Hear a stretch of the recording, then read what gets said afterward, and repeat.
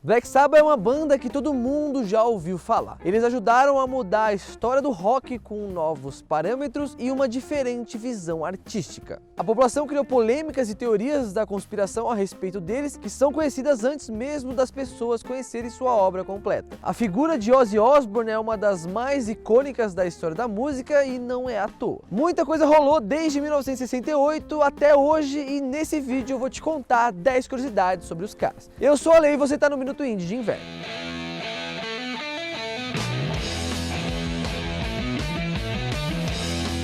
Se tem um lugar que tem uma produção grande de banda boa, é a Inglaterra. O Black Sabbath veio de lá também, mas eles não são só um dos maiores nomes do rock, como foram um dos precursores do gênero do heavy metal, assim como Led Zeppelin e também o Deep Purple. Sem eles, o estilo não existiria. O seu álbum de estreia, Black Sabbath, é considerado o primeiro álbum do gênero e a música título tem o primeiro riff de guitarra heavy metal da história. Eles criaram o seu próprio movimento artístico. E o melhor de tudo, o álbum foi gravado em apenas um dia. Ou seja, o nascimento de um dos maiores gêneros musicais foi dado em apenas 24 horas. E apesar do álbum de estreia ser mal recebido pela crítica, ele entrou no top 10 de música britânica e ficou por um ano no top 40 americano.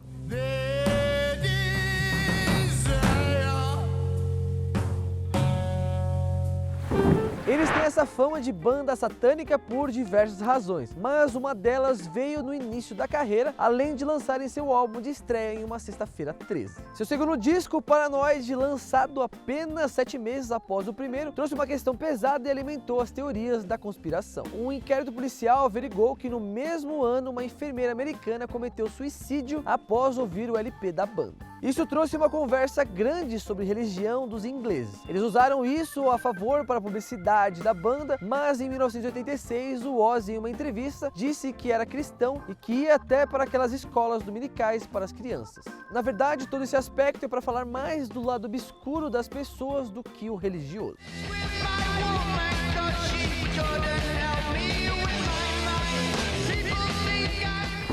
As loucuras do nosso queridíssimo Ozzy Osbourne são bem conhecidas, né? Desde as histórias mais famosas, como a lenda dele ter comido a cabeça de um morcego em um show em 86, até as histórias reais sobre a sua infância. Aos 11 anos de idade, ele esfaqueou o gato da sua tia e aos 14 ele tentou suicídio, mas ele acabou sendo salvo pelo pai. Alguns meses depois, ele chegou a ser preso por ter roubado roupas femininas de uma loja e vendê-las em um pub na cidade. E na cadeia ele fez sua primeira tatuagem com o nome Ozzy em seus dedos com agulha e graxa. Ele desde cedo gostou de viver no limite, fazendo disso seu estilo de vida e obviamente isso refletiu na sua música também.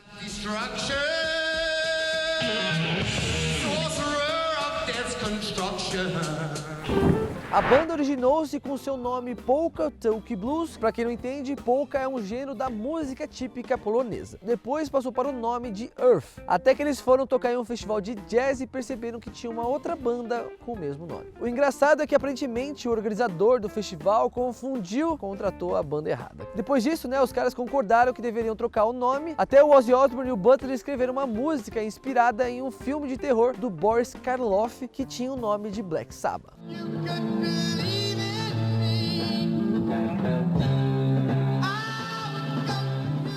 Em 1977, Ozzy Osbourne decidiu sair da banda. Isso foi um ano antes dos caras gravarem o seu 8º álbum. Na época, o abuso de drogas e álcool era grande, mas segundo os músicos, o Ozzy ia muito mais além, fazendo com que ele não tivesse mais interesse na banda. Então um dia ele simplesmente decidiu sair sem maiores explicações. Isso fez com que eles fossem à procura de um substituto o mais rápido possível, porque a gravação do disco estava chegando. Eles encontraram o Dave Walker 3 dias antes da banda começar a gravar o álbum Never Say Die de 1978. O Ozzy decidiu que voltaria para a banda e pediu para que os caras o aceitassem de volta. Apesar disso, a gravação do disco não foi fácil, porque o Ozzy continuava abusando de droga o tempo todo e não ficava sóbrio em nenhum momento no estúdio, fazendo com que ele não quisesse cantar nenhuma música que os outros membros da banda escreviam, O clima entre eles ainda não estava bom, até que em 79 o guitarrista Tommy Iommi decidiu demitir o vocalista para assim a banda sobreviver. Assim começou a era Dio, com o nosso queridíssimo Ronnie James Dio, que foi o substituto do Ozzy, trazendo uma musicalidade diferente para a banda, que durou por 4 álbuns de estúdio. Depois disso, vários outros cantores colaboraram para a banda, como Ian Gillan, Glenn Hughes e também o Tony Martin.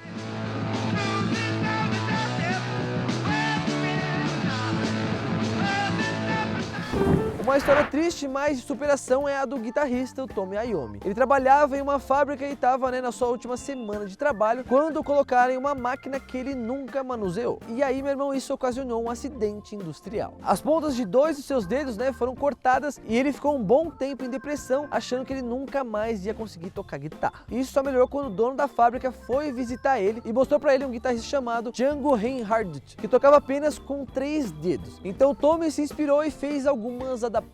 Ele descobriu que se abaixasse um tom da sua guitarra e comprasse cordas de banjo que eram mais finas, ele tocaria muito melhor. Todas as histórias de abuso de animais do Osbourne não ficaram só no morcego, mano, ele tem várias histórias. Isso traz até polêmica sobre o que de fato aconteceu ou não, mas entre elas tem que o cantor entediado jogou uma carcaça de tubarão pela janela de um quarto de hotel, encharcando a sala com sangue. É isso mesmo que você acabou de ouvir, cara. O Iommi defendeu ele, dizendo que com as drogas, você sempre fica entediado, e isso gerava, algumas atitudes bem exaltadas do vocalista. No próprio filme The Dirt, que foi lançado no Netflix esse ano, que conta a história do Motley Crue, uma banda americana de heavy metal dos anos 80 que foi influenciada por Black Sabbath e uma das bandas que mais também vendeu os discos na história. Depois assisti lá esse filme que é bem massa. E no filme biográfico deles aparece uma cena na qual eles alegam que o Ozzy cheirou formigas e lambeu a própria urina. Mas isso foi muito discutido e quem estava sóbrio e presente no momento disse que nada disso aconteceu. O guitarrista do Queen, Brian May, é grande amigo do Tony Iommi. O Brian chegou a colaborar na música When Death Calls do álbum de 1989, Headless Cross do Black Sabbath. E para vocês terem uma ideia, eles são amigos até hoje. E foi o Brian que criou uma conta do Instagram pro Tony e eles sempre postam vídeos lá tocando juntos e mostrando essa amizade linda entre os dois. Em 2000, no álbum solo do Iommi, no seu álbum homônimo, a música Flame On tem participação de May. E além disso, eles tinham a ideia de gravarem um álbum juntos em 2013, mas aí esse projeto acabou ficando na gaveta. E isso pode mudar, já que segundo as lendas, eles gravaram cerca de 500 riffs nesse último encontro.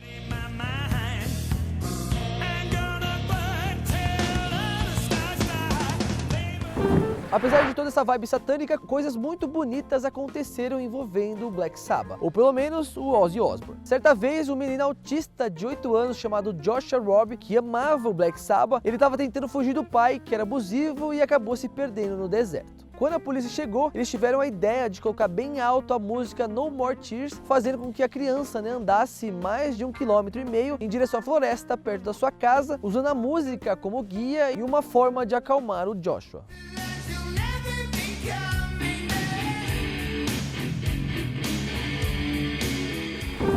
Acaba sendo uma das maiores lendas da música, com 19 álbuns lançados e com os caras já estando na casa dos 70 anos, sempre gera questionamentos de pelo menos uma turnê de volta, Isso foi algo que eles fizeram oficialmente. A banda tocou seu último show dia 4 de fevereiro de 2017. A turnê de despedida chamava-se The End e o último show aconteceu em Birmingham, lá na Inglaterra, que foi justamente a cidade onde tudo começou. Mais recentemente, o Ozzy Osbourne disse que sonha em reunir todos os membros originais para um show realmente de despedida. Até porque na última reunião deles, que durou de 2011 a 2017, o baterista, o Bill Ward, não pôde estar presente.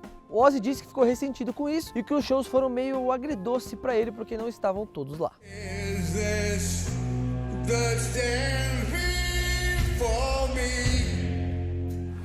Rapaziada, espero que tenham gostado desse vídeo. Não esquece de deixar seu like. Se você quer ver os outros episódios do Minutinho de Inverno, clique aqui no cardzinho que tem uma playlist muito massa. Me segue lá nas redes sociais, deixa seu like, comenta aqui embaixo quem que você quer ver no canal, se inscreve e ativa todas as notificações. E é isso aí, aquele beijo na bunda e tchau!